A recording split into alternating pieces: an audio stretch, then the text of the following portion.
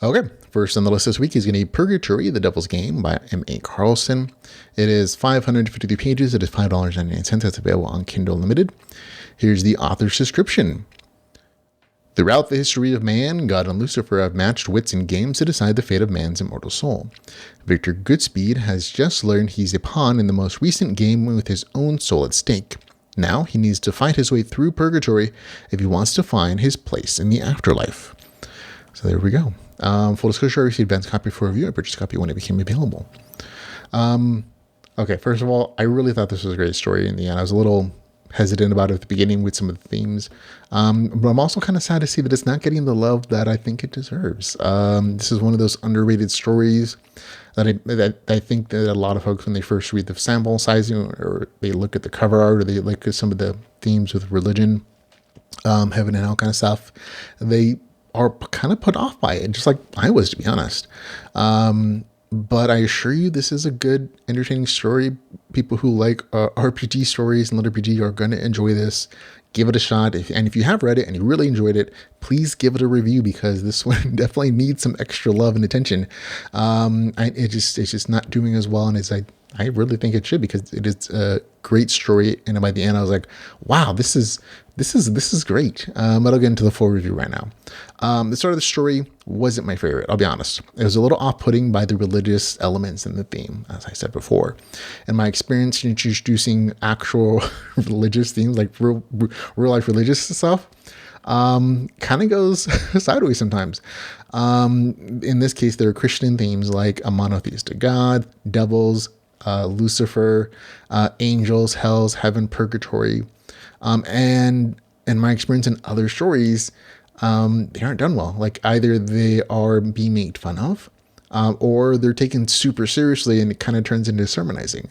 And that's not the case here, thankfully. But it was one of those things I was really concerned about. If you have those concerns, put them to the side. Like, this is generally just, it's kind of just a setting. There's like, if you're familiar with sort of these concepts, it's like, oh, these little Easter eggs or these little like notes or these little like name dropping from like the history of this religion. Like, oh, okay, I get these things. But at its core, it's really still is a dungeon dive. And you still get your leveling, you get your character progression, you get all your class progression stuff in the story. And once it's past like that 8% mark, when the actual dungeon diving starts, I think anybody who enjoys LitRPG dungeon diving stories and action adventure kind of stuff is like, oh, okay, this is super familiar. I'm okay with this. This is like just like a weird kind of theme for the story, and with its own sort of tail end philosophical stuff, which I thought was kind of bumped it up for me. But I'll get into that. Most of the stories again is a dungeon dive, and it's pretty evident by really clearly in the story once you get into that stuff that it's every person in this purgatory is going through their own version of a dungeon, so that they can get out of purgatory. Once they complete their dungeon, then they go somewhere else. But until you do, you're kind of stuck there. And it really is an interesting setting for a dungeon for a dungeon dive story, because there are some people who've been in purgatory for literally thousands of years apparently, and it's just whenever you complete it, whenever you do what you need to do with this dungeon, then you go on. And so that's kind of the core idea for the main character, like him going through his own themed dungeon that deals with his own issues.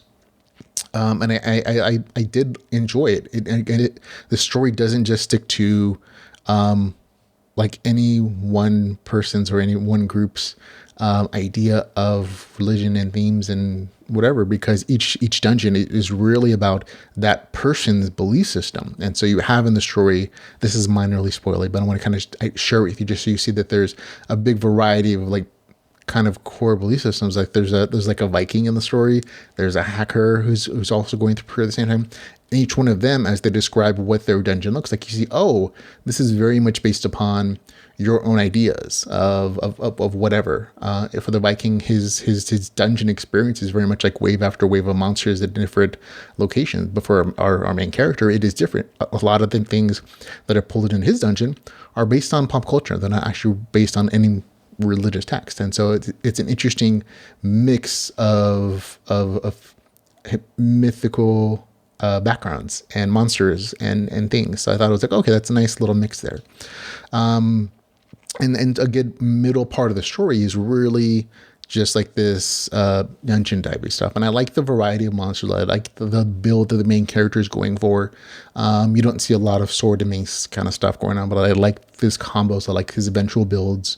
And each level had its own unique theme and its own unique twist to kind of get through it, which I thought was kind of neat.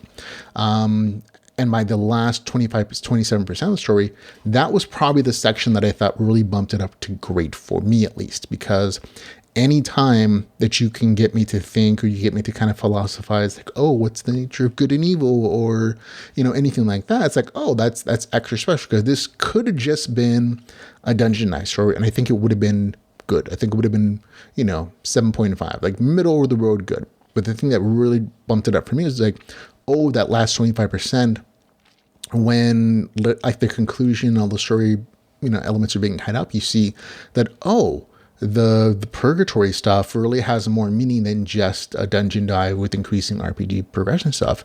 There's a real introspective twist and philosophical like understanding of what it means for this main character to go through this process, to go through these levels, and to go through literally these levels of his own personal dungeon in purgatory with these monsters he overcomes. And I liked that. I thought it was like a nice element of the story that really made his personal progression meaningful and really advanced his character growth in a meaningful, and it made the dentist of the camera go, okay, oh, that's what that meant for that particular theme. And I was like, oh, okay. And anytime, again, you can get me like kind of like pause and like, oh, that's an interesting concept to think about. I hadn't, and I'll spend like 5 minutes just like, just thinking about it. That's special to me. So that's really, for me at least, what made the story a great story instead of just a good story.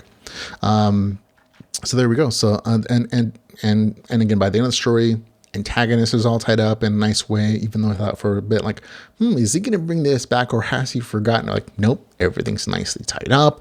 Everything resolved very satisfactorily for me. On the game mechanic side of things, lots and lots of good RPG progression stuff. Nothing here to complain about.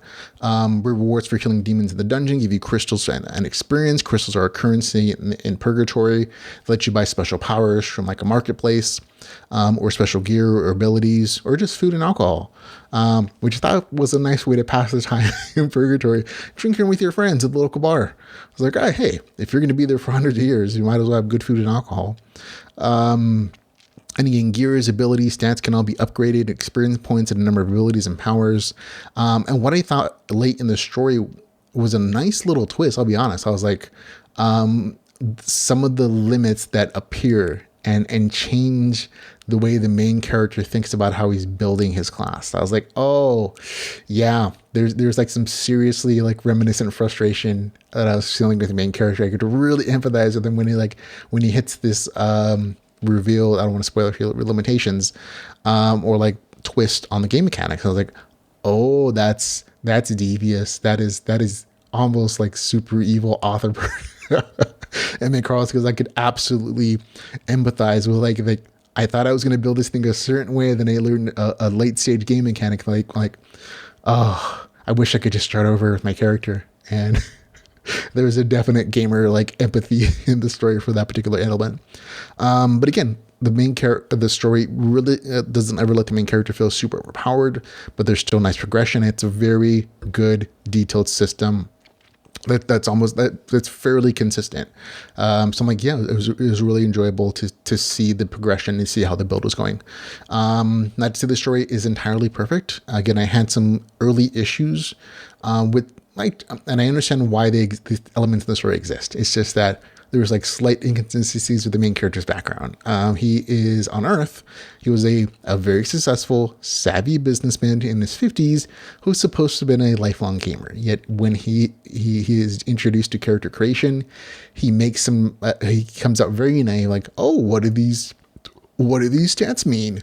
And I know it exists literally just for the reader. Like, oh, this is what strength is. This is what wisdom is. This is what all the stats mean. And that's information that has to be conveyed to you as a reader. It's just like annoying to me, like the main character who's supposed to be lifelong, was like, what are these stats? And again, tiny annoyance. It's a little mean nitpicking. In addition to some of the early choices he made, like, oh yeah, this super shady guy here, is offering you a deal, and you're like, and he's supposed to be like, again, a 50-year-old savvy business, like, I guess I'll just accept that without questioning it. And again, I understand from a storytelling point of view, he's setting up an antagonist that becomes a recurring foe later on in the story. So I get it. It's still just minor things, but still doesn't actually take away from my enjoyment of the story. It's just like early stuff was like, okay, this is, I get why you're doing it. I wish it would have been a little slightly better, but that's kind of the only thing I could find in the story that was like even worth mentioning. Like, oh, this is not, but otherwise just a great story. And again, by the end of the story, all that stuff pays off. Everything's done so well by the end. I was like, forget it. Minor annoyances are completely forgotten. I'm really having a good time with the story by the end. So even those little small things for me were like, not even worth thinking about much. But I do note them just because, like, okay, if you're having these same issues at the beginning of the story, I assure you they pay off by the end. Overall, I think the story struck a really good balance with the concept of purgatory as a middle battleground where sinners can redeem themselves. I'm not going to tell you what that means, but with good action RPG elements that you're going to be used to in LitRPG, good RPG progression. And I really like the late story kind of philosophy elements. It worked really well for me, and that's really what bumped it up from good to great. The story works well as a standalone story.